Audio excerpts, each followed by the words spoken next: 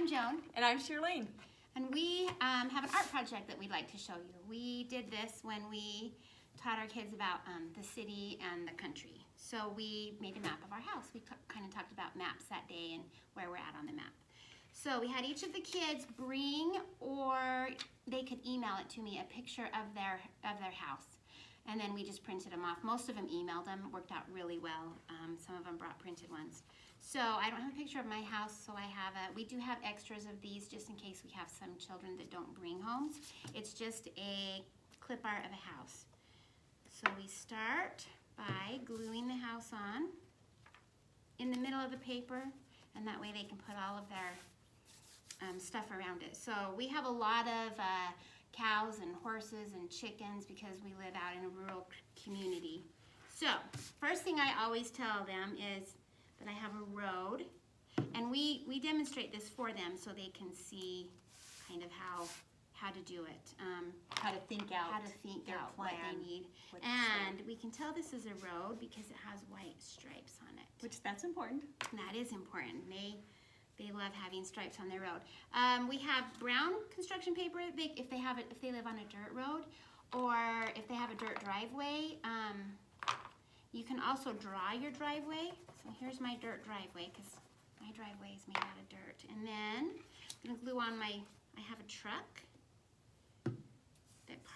that's parked at my house. My husband has a truck, and I have a car, and I don't see another car here. So we have car pictures. We have all these printed out and ready to go.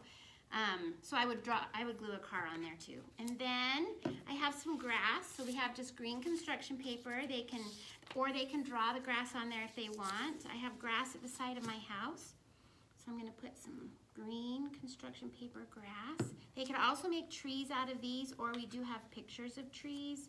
I just don't have any with me. So I'm gonna draw some trees. But here's my grass.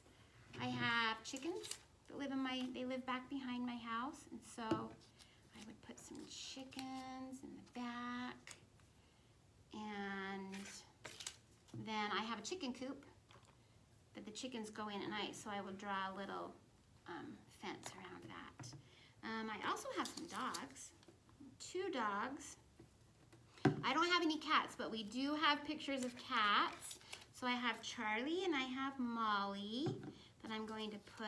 They live back here on the side, and then I'm going to draw a little dog house. We did have some children that took this clip art house, and they actually cut the roof off and used it for a dog house because their dog house doesn't have a roof on it. So we have that was pretty impressive. That was very, very impressive. So there's my little dog house, and there is my little kennel that they go in at night. I have some flowers, so I could draw some flowers on here. Right now I don't have any flowers because it's too cold, but some flowers, so the kids could draw flowers on there if they wanted. I don't have cows, but a lot of our children put cows and horses. What am I missing? One thing that Joan talks about when we present this is we talk about, do you have a neighbor? I mean, if you have a neighbor's house by your house, you can use one of those houses, and you know, where is that neighbor's house? And it just gets them to expand their neighbors to, you know, looking beyond their house. So we've got some examples. Yeah, here's some examples. This is Charlotte. She is 4, 5? 4. And she has, I'll hold it while you very point out. detailed, where you can see she's got the horses and a tree, and she's very carefully put the fences. There's a fence around the horses, around the dog. Her cat has a place. Her chickens, she was very careful about how many chickens were at her house, and you can see her road. Okay. She put a lot of thought and effort into that. And this is another little girl, and you can see on this one, they made sure that the car was parked right in the garage. There's their dog house, there's a neighbor's house, and look at the detail in that road and making it fit the whole bottom of the paper.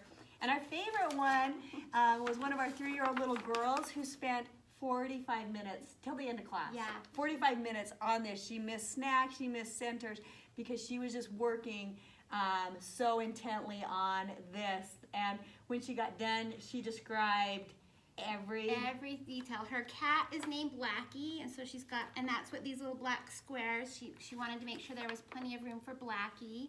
Her doghouse doesn't have a roof, so she cut the roof off, and then she wanted to make sure her house had a good roof, so she put the roof right on top of there. It was just very cute to listen And to her. precise. Yeah, And very, very detailed. when I look at these, you know, an outsider might look at these as very random projects, but when you've observed the children doing these, it is very intentional. They have worked very hard and they're very precise in what they do. It's a great activity to do with your own child at home or in a classroom. Have fun.